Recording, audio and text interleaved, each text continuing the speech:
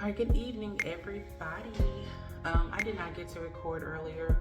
I mean, I did a little something, but I didn't get to record earlier. After my radiation treatment, I took a nap. I did take a nap. As I can tell, it does make me tired about 2 hours later.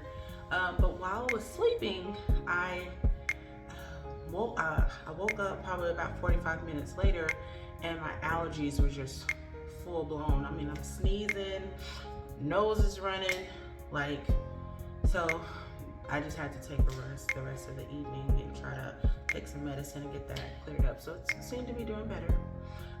So I'm gonna go ahead and do my recording as I said I would, trying to be consistent with myself. But while I'm doing that tonight, as you can see, I don't have my turban on. I'm gonna try to do my hair. Just the finger waves, I've been trying to get better at it, just to see if I can start wearing my hair out. So I'll be using this Cantu, just a leave-in conditioning cream. And this is Mael. It's the pomegranate and honey, and it's a cold sculpting custard, as well as just like a styling mousse. This is by Cream of Nature. I'm gonna put those three in. That's what I used before, and it seemed to do okay. I probably need to find some other products, but really I need a gel, probably a styling gel. But all I have is this braiding gel, but it does say you can use it for edges, braids, and locks. So, you know, I've used it. It's pretty firm. I've used it on my daughter's hair, and it seems to hold decently, so hopefully it'll hold. So I'll try to do that while I'm talking. So I'll start off first by talking about the radiology appointment. So the radiology appointment went well. Pretty much somewhat of the same. Oh, and I did wash my hair earlier, so it is freshly washed. And all I put it in earlier was that orange Cantu. Yeah, so the appointment went well. One good news is that I lost 4 pounds, because I've been gaining weight like crazy. So when I had to get on the scale, I guess they weigh you every Wednesday before you go talk with the doctor, the radiologist. So I did lose 4 pounds, yay. And then, so I did ask about that stinging sensation that I've been having afterwards. And what he did say is that he has heard a few other people tell him the same thing, that it's not, you know, doesn't happen too often, but he has heard it before, that there is like that stinging sensation. And so what he did say is that it is caused by the radiation, because it is affecting those nerve endings, so it is making them fire off even more than what they probably would already be doing. So it does cause that pain. I'm like, okay, I knew I wasn't tripping, but I ended up taking like ibuprofen yesterday. So the ibuprofen I took yesterday, I didn't have as much pain yesterday, so I took some more today. So it seems to be working. I do feel it, but then the sensation dies down, so that's a good thing. What else? I was wondering about when I would see the changes, any kind of changes, and he said probably by the end of the week. And after today, I see a very light color coming, just like a very light pink, just like they say a sunburn, just very light, just the very start of it. So that is there. What else? Today I tried to keep my eyes more open to see this machine, because I really want to see it, but you have like these laser lights. It's like one shining from like just right in front down. I guess it's going to my chest, but it looks like it's in my eyes. And then there's one like to the other side of me, like this direction. So they're both like just shining at me. And then this big circle machine is like, I'm laying flat, so it's just like, it stops here.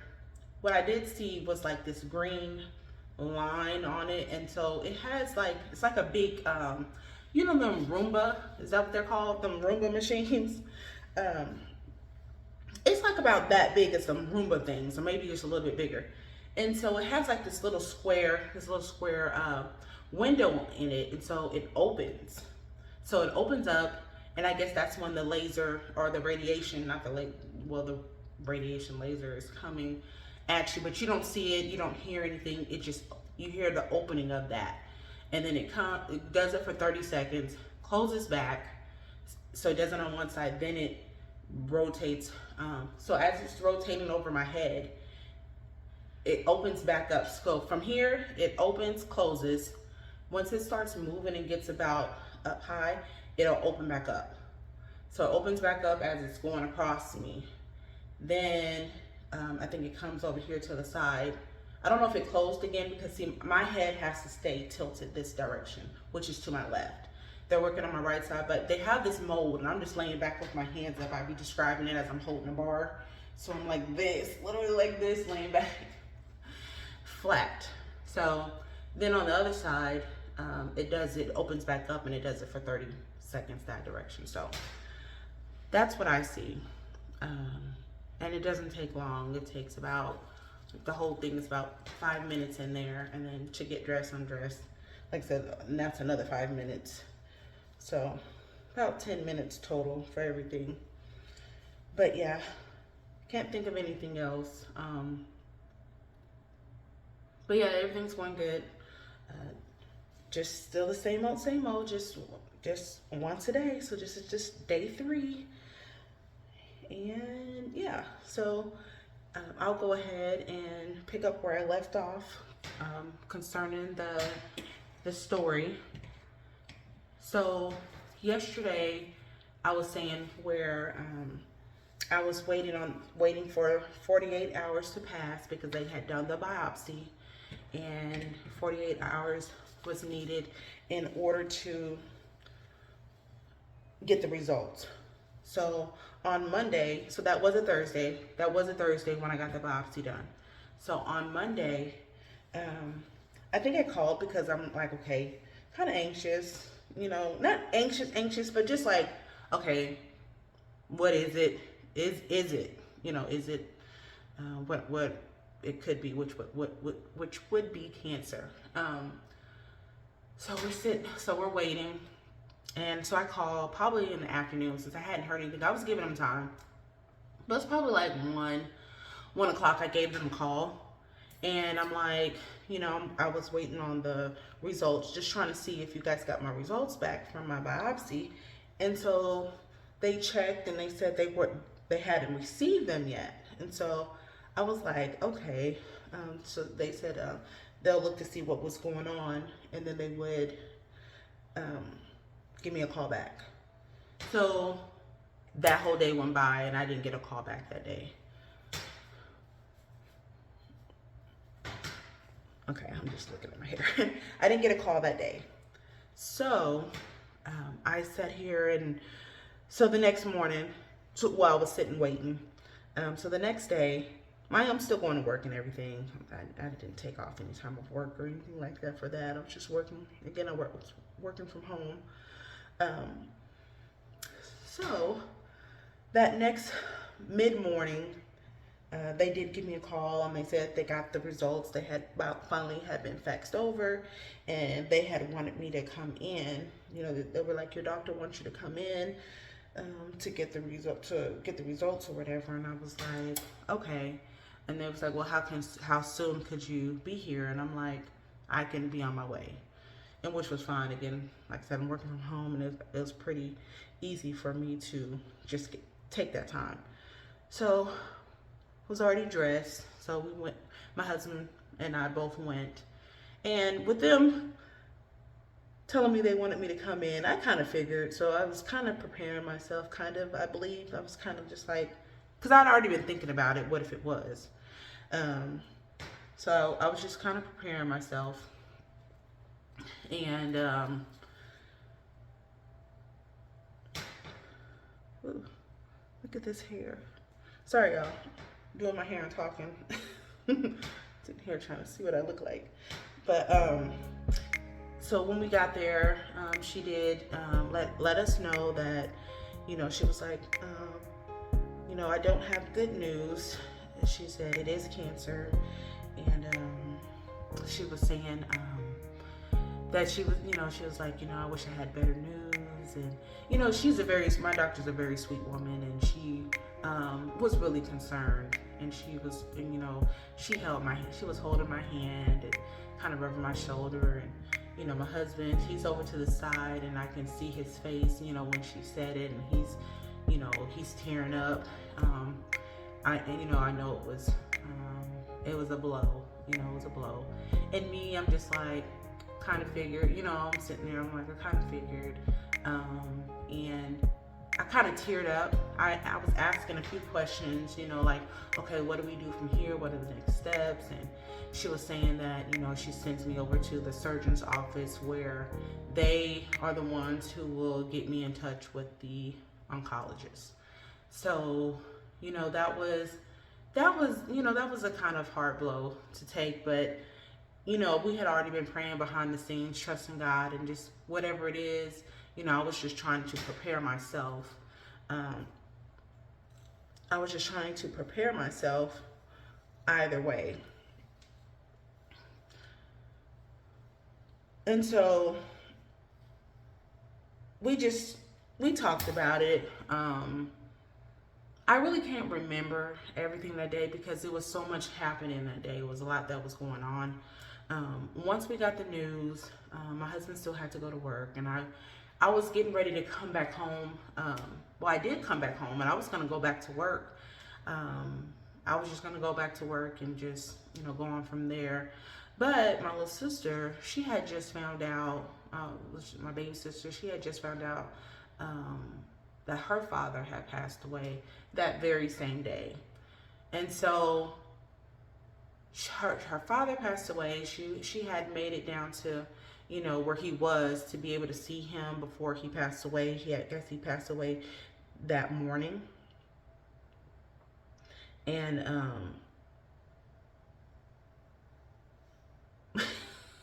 I'm just trying to zigzag my way through. But anyway, he had passed away that morning, right? So, y'all, I'm not good with this. Ew, I don't like it. But he had passed away that morning. I keep saying that over and over. But he did. He passed away that morning. And so she was on her way back home.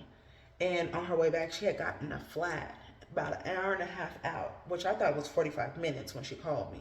But it was about an hour and a half out that she had got this flat, and she needed someone to, meet her and come help her or whatnot. So I just went ahead and took off the rest of that day for that reason versus what I had going on.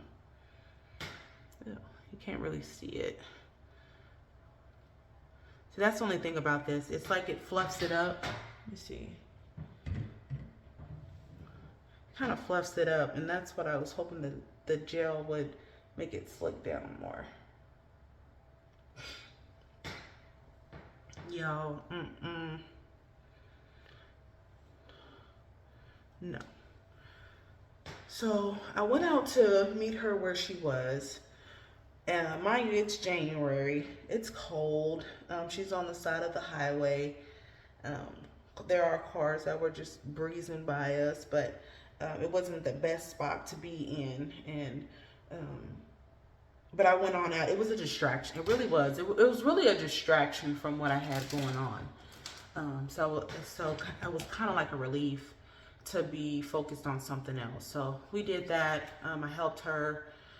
We changed the tire. This is my first time changing the tire, her and I. Sitting there changing the tire, had to bring my equipment, thank God that we did have the stuff. But we did that, and then I think later on that day, what did we do later on that day? What did I do? I think later on that day, as I had time to reflect and was thinking about some things, I found out the meaning of, your life flashing before your eyes. And it really did. And I know I began to tear up at that point because it's like I was thinking about my husband, my children, him having to take care of the kids, or my oldest daughter having to, help take care of her brothers and sisters. Like, it was just a lot. It was just me thinking about all those different things. But you know what? I said I'm not going to worry about it. I just put my trust in the Lord. I just kept it there. And He really did help us during that time.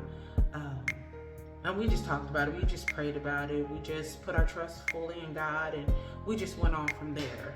And so immediately we did not tell people. It wasn't a wise thing to do either, because it was a lot going on. Just in December, on my husband's side of the family, they had lost 2 family members. And then turn around, here it is January, and then my little sister's losing her father. And then me getting diagnosed with this, with cancer. When you hear cancer, you hear death. And so that would have been a lot, for people to handle. And I didn't want to put that burden on anyone else, so I kept it to myself, just for a while, because that was the wise thing to do, and that's just what the Lord's wisdom said for us to do. So it was like, as soon as we found out, it was just appointment. So they sent me over to the surgeon. So the surgeon is the one who gave me the diagnosis, told me what type of cancer it was, and gave me, the options, what kind of surgery I would be able to have, and what the next steps were. Because she was the one. It was a woman. She was the one who referred me over to the oncologist. But you meet with them first. So when I met with her, she's the one to let me know that it was stage 1 triple negative breast cancer. The mutation was a stage 2 mutation. The mutations were 1, 2, and 3. So I was 2. They also let me know that it was considered aggressive. So anything over 25% spread rate was considered is considered aggressive, and mine was 25%. So where the cancer was located, it was inside of a breast duct. So if you can imagine a macaroni noodle, so this is the noodle, the shape of the noodle. So this is the inside, and say my fingers, the shape of my finger is the actual noodle itself. So on the inside is where they found the cancer. So the cancer was on the inside, but it was spreading to the, say, macaroni noodle or the duct itself. So they said if it was only on the inside, I may not have had to have chemo. Maybe there could have been another option. I can't remember. I'm not sure. But because it was spreading, and it was spreading considered aggressively, I had to do chemo. And with triple negative breast cancer, that is the treatment. There's no other treatment for triple negative breast cancer. There are other types of breast cancers that are hormone related, like your estrogen and progesterone. Through that, I didn't have that kind. It's like 3 other kinds that you're negative for: this one, and this one, the 3 other ones. So it's called triple negative of the 3 other hormonal types. And it doesn't have like a source. They don't have a source. They don't know where it comes from. And this is why at this time the only treatment is chemo. So they let me know. So we had to pick out the type of surgery. Since mine was probably, I think it was 1.5 to 2 centimeters. And it varies from the size of your breast to the size of the tumor or whatever, or the mass, to weigh out your options. And so I was able to voice that I wanted a lumpectomy, meaning I just wanted the tissue mass plus the surrounding tissue taken out. So that's what I was opting for, and she said that it looked like I would be eligible for that, just due to the size of it and everything at that time. So that was already in the books, written down, my choice.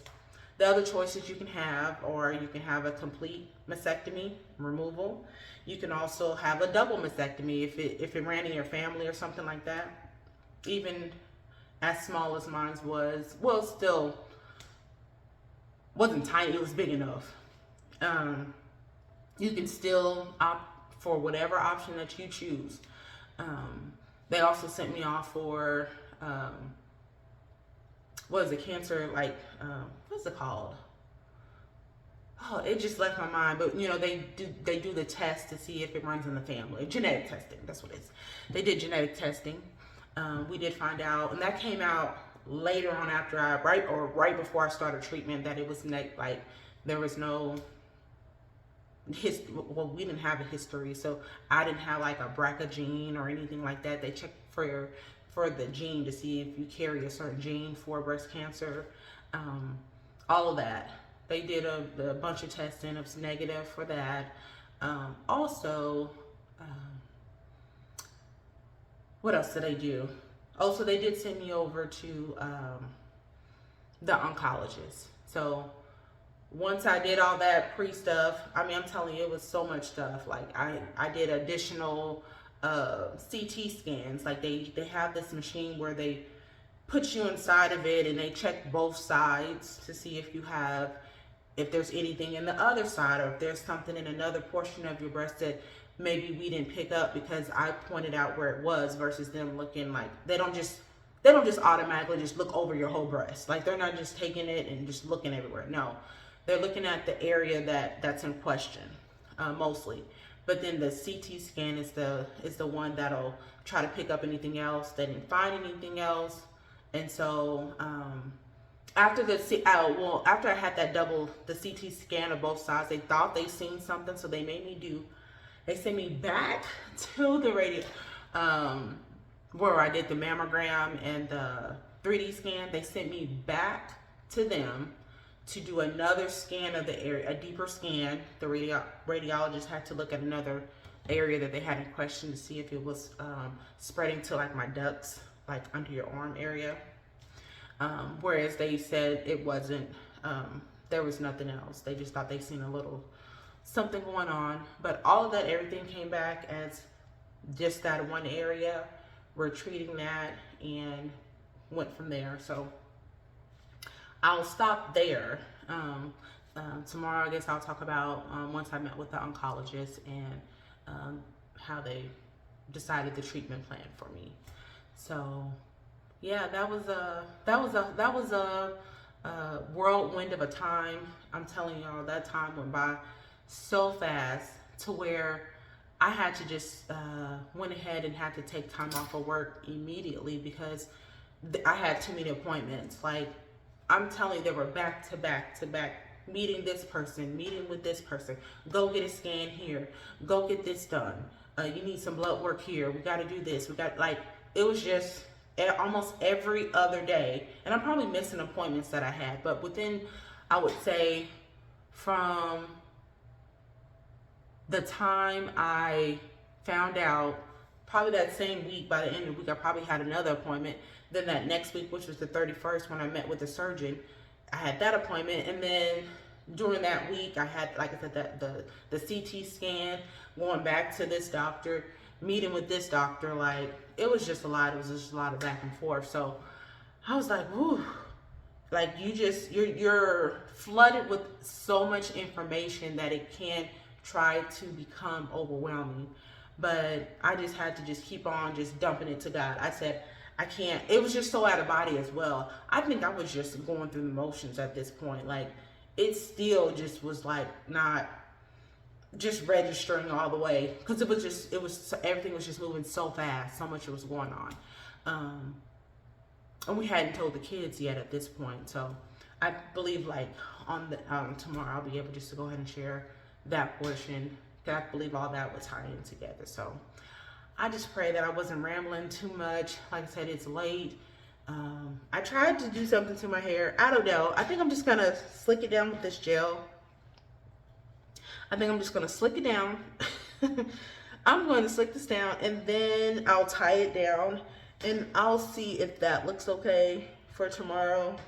And then maybe just do like a little, you know, like maybe on the edge, you know, something on the edge versus my whole head. I don't know. I'm not good with this. I shall be one day. One day I'm gonna look back on this and be like, you was just doing it wrong. That's all. I just need somebody just to show me, or I think once someone shows me better, because I just keep trying to do the motion.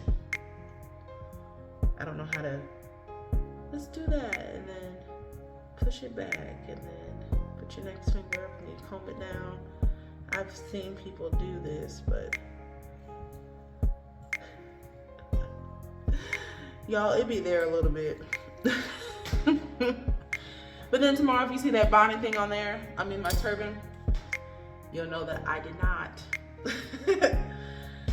But thank y'all for tuning in today. This one's kind of long again because I had to combine the two and did some extra rambling, but I pray you guys have a blessed night's rest, and hopefully you'll see me tomorrow, Lord willing.